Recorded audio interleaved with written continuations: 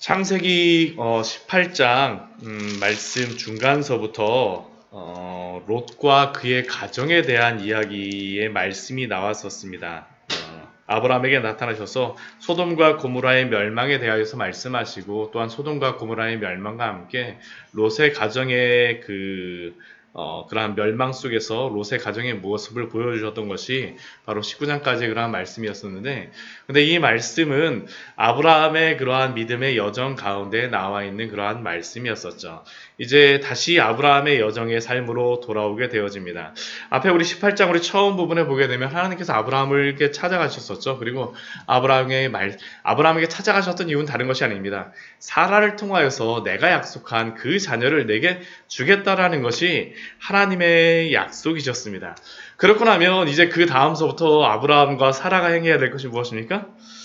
어떻게 하면 우리에게 태어날 자녀를 잘 양육하고 잘 기를 것인가 라는 것이 아브라함과 사라의 목적이 되어져야 되겠죠. 삶의 방향이 되어져야 되고요. 저희들도 아이를 낳는다라고 이제 딱 병원에서 언제가 예정일이에요 하게 되면 무엇이 필요한지 다 사고 뭐가 더 필요하지 하고서 뭐 필요도 없는 장난감까지 미리 다 사놓고 나서 준비하는데, 오늘 말씀을 보게 되면 사라와 아브라함은 그러한 모습을 보이지 못합니다. 오늘 말씀을 보면 참 아브라함의 모습을 보면서 아니 좀 어떻게 이렇게까지 할 수 있지? 라는 그런 생각이 드는 말씀이 바로 오늘의 말씀입니다. 오늘 말씀 1절 말씀 보면 아브라함이 네게부 땅, 아브라함이 거주하였던 네게부 땅에서 옮겨서 가데스와 술 사이 그랄에 거류하려고 이사를 하였다라고 말씀하고 있습니다. 왜 그랄로 이사를 갔는지, 그리고 이게 좀 이게 그 지도상에 보게 되면 가데스와 술 사이에 이게 그랄이 있는 게 아니라 그랄은 조금 더 북쪽에 있습니다. 그러니까 이게 길로다 이렇게 가다가 이게 그랄로다 어떻게 갔는지 정확하게 이유는 잘 모르겠지만 아브라함이 그랄로다 가서 거류하게 되어집니다. 근데 그랄이라고 하는 이 지역은 아브라함과 또한 사라에게는 익숙하지 않았던 지역이고, 또한 그랄에 있었던 그러한 사람들도 아브라함을 잘 몰랐던 것 같습니다. 그러니까 2절 말씀 보니까 아브라함이 다시 사라에게 이야기하죠. 당신은 이제 나의 누이라 하십시오. 다시 그 자신의 아내 사라에게 자신의 누이라라고 이야기하고, 또 그 주변 사람들에게도 누이라고 다 이제 이야기를 하는 겁니다. 그러자 이러한 이야기를 듣자마자 어떤 일이 벌어지냐면 그랄의 왕이었던 아비멜렉이 사람을 보내서 사라를 데려갔다라고 말씀하고 있습니다. 이 아비멜렉 같은 경우에는 이제 창세기 26장에서도 이삭의 때에도 또다시 나오는데, 이 아비멜렉이라고 하는 것은 어떠한 사람의 그 이름이라기보다는 바로와 같은 그러한 어떠한 직위를 나타내는 그러한 것으로 생각하는데, 아비라는 것은 이게 아버지라는 의미고 멜렉이 왕이니까 나의 아버지는 왕이다 뭐 이러한 의미입니다. 나의 아버지가 왕이에요. 그러니까 이 집안은 대대로 왕족. 그러니까 왕의 그 바로와 같이 왕족의 이름이 그러한 명칭이 아비멜렉이었습니다. 그러니까 그라랑 아비멜렉이 사라를 보더니 이렇게 데려갔습니다. 이것에 대하여서 이 사라가 90세가 이제 90세가 되고 뭐 더 이상 생리도 하지 않고 여자로서의 그러한 건 못하는데 어떻게 이렇게 데려갈 수가 있냐라고 생각이 되어지는데, 이것에 대해서 예전에 어떠한 사람들은 해석하기를 하나님께서 이게 아브라함과 사라에게 약속을 주시고 나서 사라와 아브라함에게 다시 젊은 그러한 육체로 다시 환원시켜줬다고 이렇게 해석하기도 합니다. 어째서 그런지 모르지만 아비멜렉이 아브라함을 보고 또한 그 주변의 사람들이 이렇게 소문이 나고 또 데려가죠. 근데 그 데려갔던 그 밤에 있었던 것이 무엇입니까? 하나님께서 아비멜렉에게 나타나십니다. 오늘 그 3절 말씀을 보면 하나님께서 아비멜렉에게 나타나셨다라고 말씀하십니다. 굉장히 급하게 나타나신 겁니다. 이건 그 밤에라고 하는 것은 데려가자마자 바로 하나님께서 나타나신 것이죠. 왜 하나님께서 이 밤에 나타나셨겠습니까? 아브라함이 지금 행한 이러한 잘못은 단순히 아브라함이 아내를 그냥 빼앗긴 것, 누이라고 속여서 아내를 데려간 것으로 끝나는 게 아니라 하나님의 그 언약, 하나님이 아브라함을 통하여서 예수 그리스도까지 이어지는 그 모든 구원의 사역이 어떻게 되는 겁니까? 여기서 끝날 수가 있는 겁니다. 그러니까 하나님이 그 밤에 바로 아비멜렉에게 나타나시죠. 그래서 현몽하세요. 그래서 뭐라고 말씀하십니까? 내가 데려간 이 여인으로 말미암아 내가 죽으리니. 이게 굉장히 심각한 그러한 위협이죠. 우리가 지금 우한의 폐렴이 이런 것이 발생할 수 있다는 그것만으로도 엄청난 지금 혼란과 중국 같은 경우에 엄청난 지금 혼란이 발생하고 있지 않습니까? 근데 내가 이 일로 말미암아 죽으리니. 얼마나 이게 아비멜렉이 이야기를 듣고 두려웠겠습니까? 왜 그렇습니까? 그는 바로 남편이 있는 여자이기 때문이죠. 하나님이 당신의 그러한 그 언약이 어긋나게 될 것을 생각하시고 바로 아비멜렉에게 나타나셔서 그 모든 것들을 막으십니다. 아브라함은 하나님 앞에 신실하지 못하였지만 하나님이 신실하신 것이죠. 이게 다른 것이 아닙니다. 하나님의 은혜입니다. 하나님의 은혜입니다. 아브라함의 여정을 보게 되면 우리가 이것을 계속적으로 볼 수 있습니다. 아브라함이 잘못하고 실수하였음에도 불구하고 그때마다 어떤 은혜를 베풀으십니까? 하나님이 나타나셔서 하나님이 그 모든 것들을 인도하여 주시죠. 하나님이 결코 포기하시지 않겠다라는 것을 아브라함을 통하여서 보여주시는 것입니다. 아브라함이 믿음의 조상이라고 할 때 바로 이러한 것들이 우리의 삶에서도 하나님께서 이끌어 주시겠다라는 것을 이 아브라함의 삶을 통하여서도 보여주시는 것입니다. 택하신 자를 거듭나게 하시고 거룩하게 하시고 끝까지 당신의 백성으로 이끌어 가셔서 하나님 나라에 이르게 하시겠다라는 것. 이게 바로 아브라함을 통하여서 우리에게 보여주시는 그러한 은혜이죠.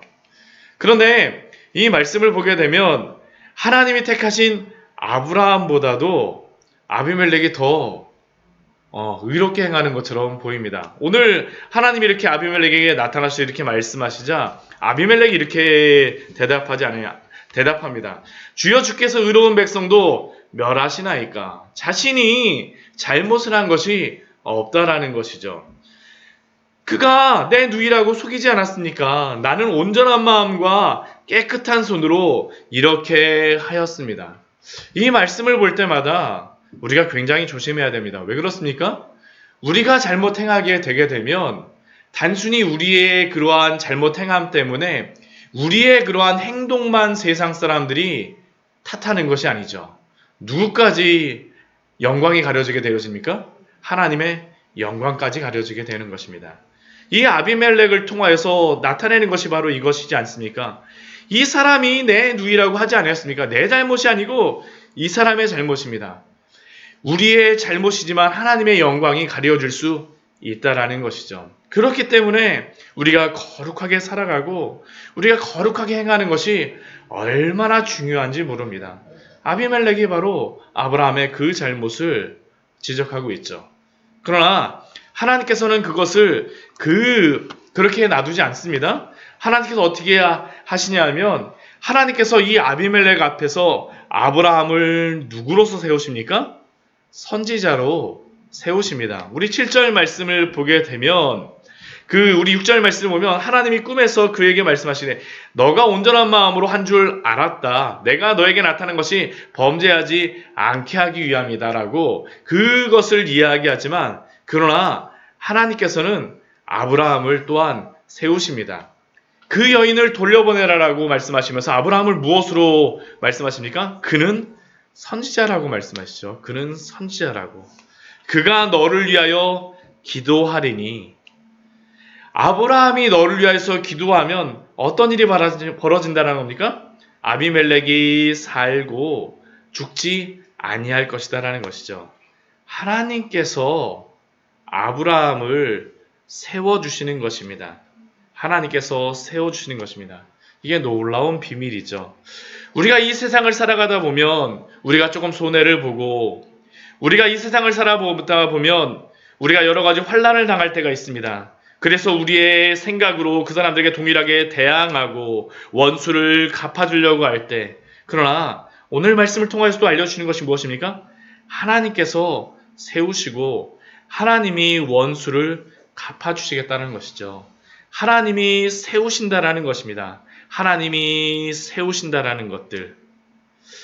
이러한 이야기를 들었을 때 아비멜렉의 그 마음이 무엇입니까? 두려운 마음이 들었었죠. 하나님에게뿐만 아니라 아브라함에게 대하여서도 두려운 마음이 드는 것입니다. 우리 8절 말씀을 보게 되면 아비멜렉이 그날 아침에 모든 종들을 다 부릅니다. 모든 종들을 불러서 그 모든 종들에게 이 모든 일들을 알려주니까 그 모든 종들도 어떻게 됩니까? 그들도 심히 두려워하게 되어지죠. 심히 두려워하게 되어졌더라. 그리고 나서 아비멜렉이 이제 아브라함을 부릅니다. 왜 너가 무슨 뜻으로 이렇게 하였느냐라고 질문을 하죠. 왜 너가 우리에게 이렇게 행하여서 우리로 하여금 환난에 처하게 하였느냐. 그때 아브라함이 대답하는 그 대답이 무엇입니까? 우리 11절 말씀을 보게 되면 아브라함이 이렇게 대답합니다. 이곳에서는 하나님을 두려워함이 없으니 내 아내로 말미암아 사람들이 나를 죽일까 생각하였음이요.